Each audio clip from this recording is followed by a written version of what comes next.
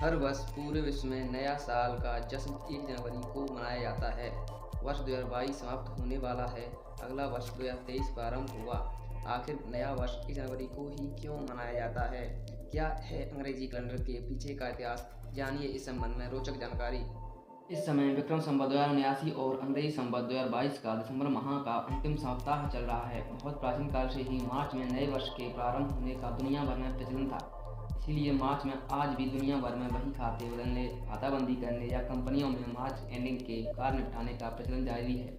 लेकिन बदलते समय ने मार्च को छोड़कर जनवरी को प्रथम माह बना दिया और 1 जनवरी को वर्ष का प्रथम दिन। आखिर क्या रहे इसके पीछे के कारण?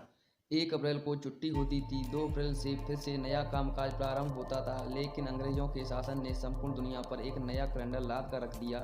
दुनिया का लगभग प्रत्येक कैलेंडर सर्दी के बाद वसंत ऋतु से ही प्रारंभ होता है। यहाँ तक कि ईस्वी सन वाला कैलेंडर जो आजकल प्रचलन में है वो भी मार्च से प्रारंभ होता है। प्राचीन रोमन कैलेंडर में मात्र 10 माह होते थे और वर्ष का शुभारंभ 1 मार्च से होता था। बहुत समय बाद 713 ईस्वी पूर्व के करीब इसमें जनवरी तथा फरवरी माह जोड़े गए। सर्वप्रथम 153 ईस्वी में पूर्व में 1 जनवरी को वर्ष का शुभारंभ माना गया एवं 45 ईस्वी पूर्व में जब रोम के तानाशाह जूलियस सीजर द्वारा जूलियन कैलेंडर का शुभारंभ हुआ तो यह सिलसिला बरकरार रखा गया। ऐसा करने के लिए जूलियस सीजर को पिछला साल यानी ईसा पूर्व 46 ईस्वी को 445 दिनों का करना पड़ा था।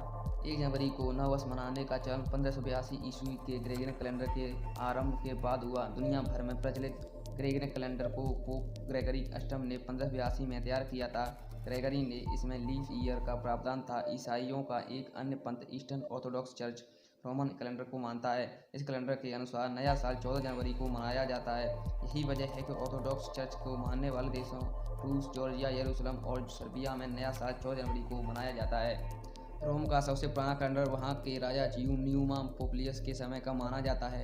यह राजा ईसा पूर्व 7वीं शताब्दी में था। आज विश्व भर में जो कैलेंडर प्रयोग में लाया जाता है उसका आधार रोमन सम्राट जूलियस सीजर का ईसा पूर्व पहली शताब्दी में बनाया कैलेंडर ही है। जूलियस सीजर में नए कैलेंडर का सही बनाने में यूनानी ज्योतिषी सोस्जेनिस की सहायता ली थी। इस नए कैलेंडर की शुरुआत जनवरी से मानी गई। इसे ईसा के जन्म से 40 वर्ष पूर्व लागू किया गया था। जूलियस सीजर के कैलेंडर को ईसाई धर्म मानने वाले सभी देशों ने स्वीकार किया। उन्होंने वर्षों की गिनती ईसा को जन्म से की। जन्म के पूर्व बीसी कहलाए और बाद के एडी जन्म पूर्व को वर्षों की गिनती पीछे को आती है। जन्म के बाद वर्षों की गिनती आगे को बढ़ती है और 100 वर्षों की एक शताब्दी होती है। कुछ लोगों के अनुसार पहले रोमन सम्राट रोमिलियस ने जो कैलेंडर बनवाया था वह 10 माह का था। बाद में सम्राट पोपिलस ने इस कैलेंडर में जनवरी और फरवरी माह को जोड़ा। इस कैलेंडर में 12वां महीना फरवरी था। कहते हैं कि जब बाद में जूलियस सीजर सिंहासन पर बैठा तो उसने जनवरी माह को ही वर्ष का पहला महीना घोषित कर दिया। इस कैलेंडर में 5वां महीने का नाम क्विटलस था। इसी महीने में जूलियस सीजर का जन्म हुआ था, अतः क्विटलस का नाम बदलकर जुला रख दिया गया। यह जुला ही आगे चलकर जुलाई ही हो गया। जूलियस सीजर के बाद 37 ईस्वी पूर्व ऑक्टेवियन रोम साम्राज्य का सम्राट बना। उसके महान कार्यों को देखते हुए उसे इम्परेटर तथा ऑगस्टस की उपाधि प्रदान की गई। उस काल में भारत में विक्रमादित्य की उपाधि प्रदान की जाती थी। ऑक्टेवियन के समय तक वर्ष 8वें महीने का नाम सेबेटिलस था। सम्राट के आदेश पर इसे बदलकर सम्राट ऑगस्टस ऑक्टेवियन के नाम पर रखा दिया। यही अगस्टस बाद में बिगड़कर अगस्त हो गया। उस काल में 7वें माह में 31 और 8वें माह में 30 दिन होते थे। चूँकि 7वां माह जूलियस सीजर के नाम पर जुलाई था और उसके माह के दिन अगस्टस माह दिन से ज़्यादा थे तो यह बात अगस्टस राजा के प्रश्न नहीं आई। अतः उस समय के फरवरी के 29 दिनों में से एक दिन काटकर अगस्त में जोड़ दिया गया। इससे स्पष्ट है कि अंग्रेजी कैलेंडर का कोई वैज्ञानिक आधार नहीं है। इस कैलेंडर में कई बार सुधार किए गए। पहली बार इसमें सुधार पोप ग्रेगरी 13वें के काल में 2 मार्च 1582 में उनके आदेश पर हुआ। चूँकि यह पोप ग्रेगरी ने सुधार कराया था इसलिए इसका नाम ग्रेगोरियन कैलेंडर रखा गया। फिर सन 1752 में इसे पुनः संशोधित किया गया। तब सितंबर 1752 में 2 तारीख के बाद सीधे 14 तारीख का प्रावधान कर संतुलित किया गया। अर्थात सितंबर 1752 में मात्र 19 दिन ही थे।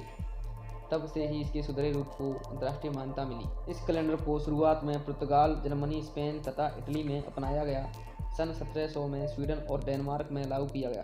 1752 में इंग्लैंड और संयुक्त राज्य अमेरिका ने, 1873 में जापान और 1911 में से चीन ने अपनाया। इसी बीच इंग्लैंड के सभी उपनिवेश अर्थात गुलाम देशों में यही कैलेंडर अपनाया गया।